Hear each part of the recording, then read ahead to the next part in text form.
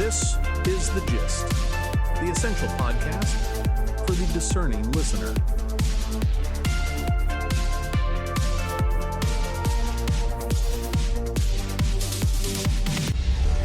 Hello and welcome to The Gist. I'm John. And I'm Mary. It is Thursday, July 30th, 2026. Let's get right to the gist view.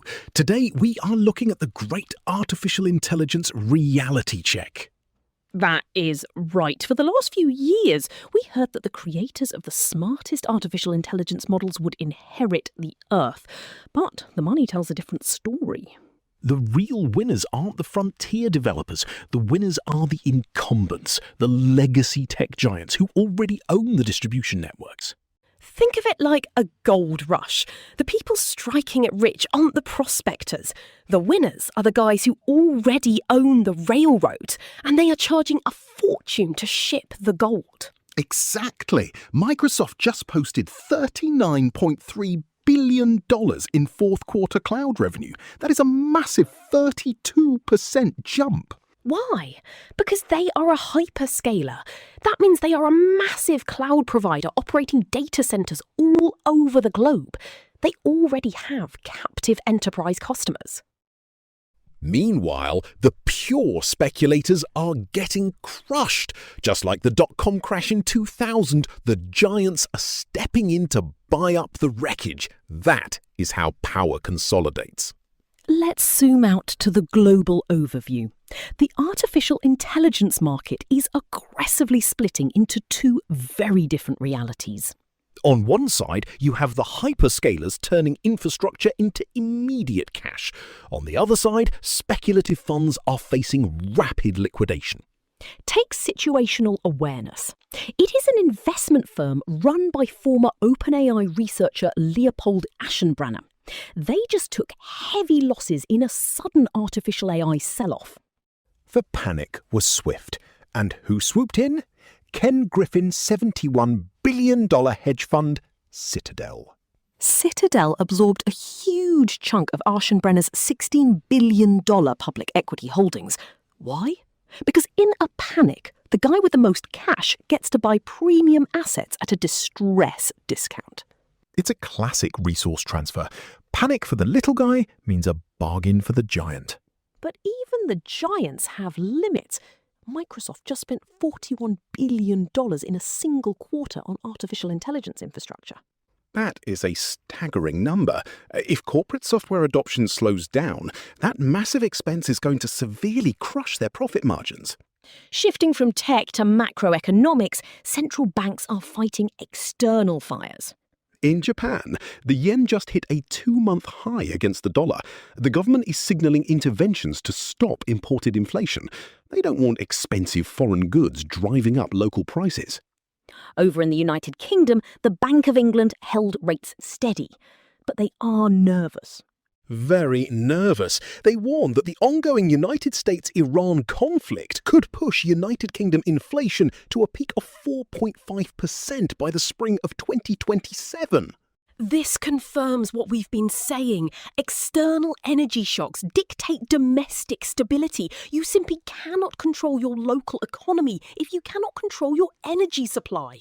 Let's turn to the European perspective. Europe is exporting its tech rules to the rest of the world. The European Union Artificial Intelligence Act is officially reshaping how global companies operate, and almost 47% of companies proactively preparing for it are headquartered outside of Europe.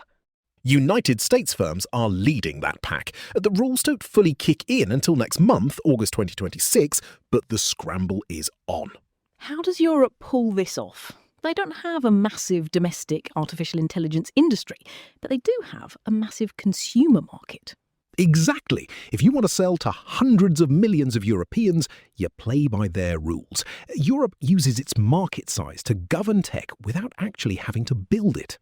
A big part of this regulation is the FRIA. That stands for Fundamental Rights Impact Assessments. It is a mandatory evaluation. If you deploy a high-risk artificial intelligence system, you have to prove it respects human rights before it can enter the market. Who benefits here? Well, It stops a global race to the bottom on artificial intelligence safety. It secures basic rights that single nations struggle to enforce on their own. But look at the resource flow. Compliance is incredibly expensive. Only massive multinationals can easily absorb those legal costs. Right. So while it protects consumers, it also builds a massive barrier to entry. It protects established giants from scrappy startups. Speaking of resilience, let's look at Germany. The German economy just surprised everyone. Gross domestic product unexpectedly grew by 0.2% in the second quarter. The markets actually expected a contraction. This data comes from the IFO Institute. They are a Munich-based economic research group that provides closely watched forecasts on the German economy. Household consumption is still sluggish, but German exports are strong. Foreign demand for industrial goods is keeping the engine running despite internal friction. Finally, over in the United Kingdom, a major political manoeuvre. Prime Minister Andy Burnham just delayed a September parliamentary vote on legalising assisted dying. He threw the whole timeline into doubt. Why? He says the legislation cannot proceed until the state's social and palliative care systems are structurally fixed. This is a textbook power play. Burnham is effectively leveraging the legislative clock. He is holding a high-profile legal change hostage to force systemic funding upgrades into state healthcare. You want to alter end-of-life laws? Pay to fix the medical support system first. And that brings us to the end of today's show. If we look at today's temperature, it's a world of deep moats and high walls.